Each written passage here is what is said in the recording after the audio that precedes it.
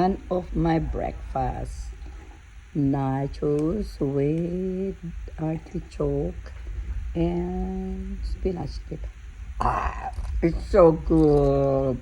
Mm. Mm.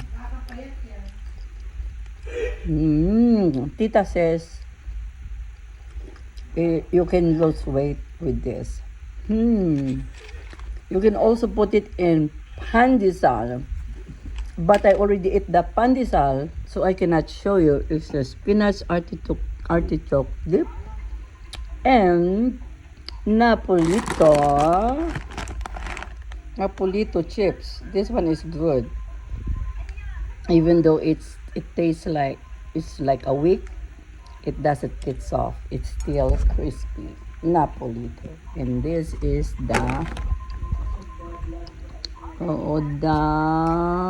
it says market side spinach and artichoke dip with the Napoli chips. It's really good. With the coffee.